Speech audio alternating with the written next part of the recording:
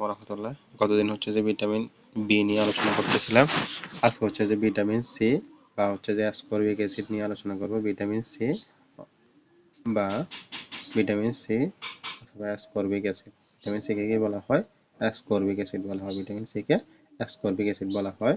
Vitamin C কিসে কিসে পাওয়া যায়? টাটকা শাকসবজি, টাটকা ফল এবং শাকসবজির মধ্যে রয়েছে মূলা শাক, লেটুস পাতা, ধনে পাতা, পুদিনা পাতা, কাঁচামরিচ, ফুলকপি, করলা।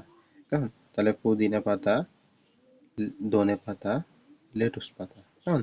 ৩ ধরনের পাতা এখানে আছে। কেমন? মনে রাখতে পারবে তাহলে সহজে যে পাতা দেখলে ভিটামিন সি বা অ্যাসকর্বিক অ্যাসিড। কাঁচামরিচ, ফুলকপি, করলা। তাহলে করলাতে কি থাকে? ভিটামিন সি থাকে।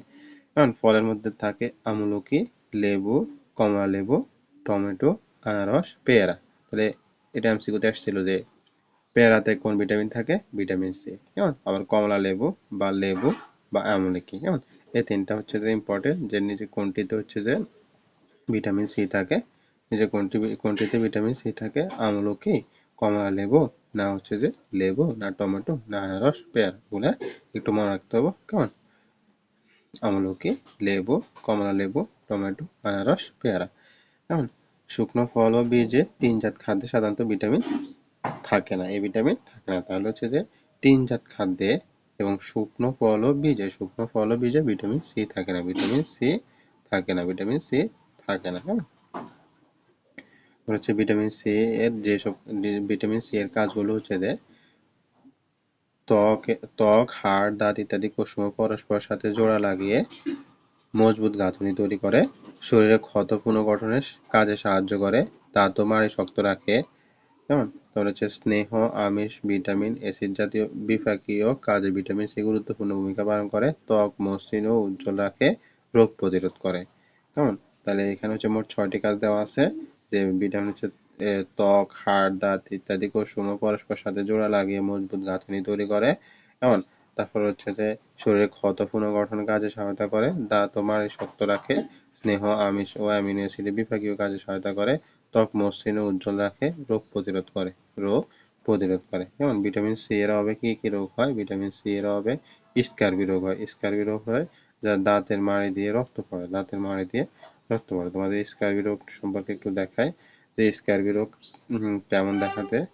কেমন? এখানে দাঁতে এটা হচ্ছে স্কারবি রোগ। কেমন? এখানে হচ্ছে যে দাঁতের মাড়ি দিয়ে রক্ত বের হয়। এইভাবে এগুলো হচ্ছে স্কারবি রোগের হচ্ছে সিমটম বা উপসর্গ। কেমন? আবার হচ্ছে হাড়ে ব্যথা হতে পারে। কেমন?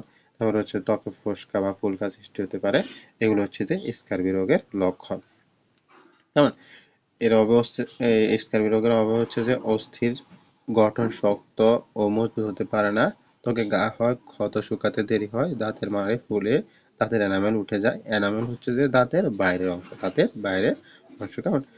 দাঁত দুর্বল হয়ে অকালে ঝরে পড়ে, রোগ প্রতিরোধ ক্ষমতা কমে গিয়ে সহজে ঠান্ডা লাগে, রোগ প্রতিরোধ ক্ষমতা কমে গিয়ে সহজে ঠান্ডা লাগে। কেমন?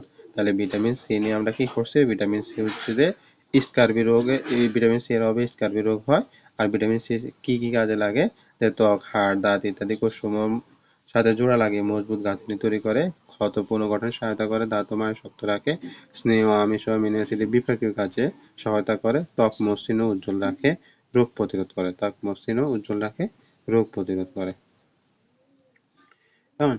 তারপর হচ্ছে ভিটামিন সি এর অভাবে স্কারবি রোগ হয়, এটা তো পড়ছি। আর ভিটামিন সি কে কি বলা হয়? Ascorbic acid. Vitamin C K কি বলা হয়? Ascorbic acid. এটি কিসে কিসে পাওয়া যায়? এটা হচ্ছে কমলা লেবু, টমেটো, আনারস, পেয়ারা। কেমন? তারপর হচ্ছে যে করলা, ফুলকপি, পুদিনা পাতা, মরিচ, কেমন? ধনে পাতা, এগুলাতে হচ্ছে যে ভিটামিন সি বা অ্যাসকর্বিক অ্যাসিড পাওয়া যায়।